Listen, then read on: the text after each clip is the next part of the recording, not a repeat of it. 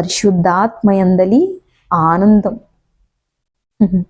పరిశుద్ధాత్మ అంటే ఏంటి? పరిశుద్ధాత్మ ఫలాలలో సంతోషం ఒకటి. ఎక్కడి నుంచి వస్తుంది అండి ఆనందం?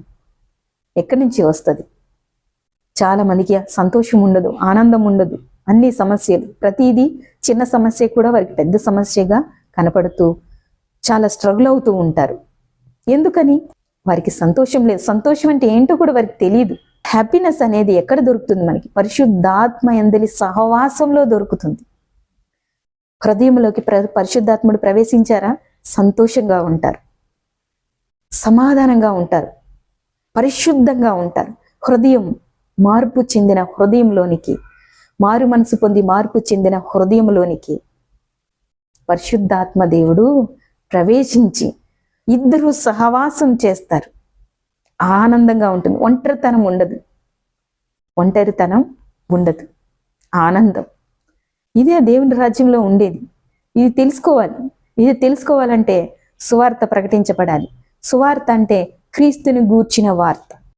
అప్పుడు సీమోను కూడా నమ్మి బాప్తీసం పొంది ఫిలిప్పును ఎడబాయకుండి సూచక్రియలను గొప్ప అద్భుతములను జరుగుడు చూసి విభ్రాంతి నొందెను. 9వ వచనాన్ని చూస్తే పైన 8వ అధ్యాయం 9వ వచనం చూడండి.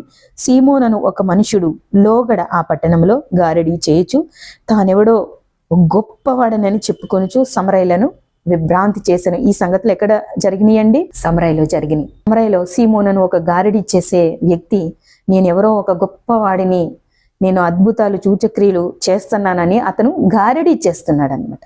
ప్రజలను విభ్రాంతికి గురి చేశాడు, ఆశ్చర్యానికి గురి చేశాడు. వీరందరూ ఏం చేస్తున్నారంటే, ఇతను ఏదో దేవుని మహాశక్తి అనబడిన వాడు, ఇతడేనేమో అంటే వీరేమనుకుంటున్నారండి? ఇతడేనేమో క్రీస్తు ప్రభువారు అనుకుంటున్నారు. కనుక ఈ గారడీ చేసి సువార్త ప్రకటించేవారు ఉంటారు చూడండి, వారితో చాలా ప్రమాదం అండి. ఇలా గారడీ చేసి సువార్త ప్రకటించేవారు కూడా చాలా మంది ఉన్నారు. వారి ద్వారా వచ్చిన వారే దేవునికి విరోధులైపోతున్నారు.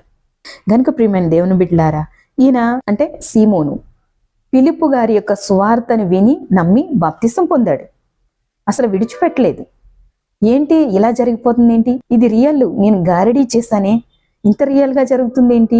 ఆశ్చర్యం అయిపోతున్నాడు అనమాట. ఫిలిప్పును ఎడబాయలేదు, ఆయనతోనే ఉన్నాడు, చూస్తున్నాడు. ఇది ఎలా సాధ్యం అవుతుంది అని అనుకుంటున్నాడు. ఈయన హృదయం తెరవబడలేదు. ఆ అద్భుతాలు సూచక్రియలు ఇవన్నీ చూసి మారు మనసు పొందాడు. అద్భుతాలు సూచక్రియలు, ఈ లోక సంబంధమైన విషయాలను చూసి మీరు క్రీస్తు ప్రభువారిని అంగీకరించకండి. క్రీస్తు ప్రభువారిని అంగీకరిస్తే ఏ విధంగా అంగీకరించాలండి? నేను పాపిని అని తెలుసుకుని క్రీస్తు ప్రభువారిని అంగీకరించాలి. అప్పుడే కార్యం జరుగుతుంది.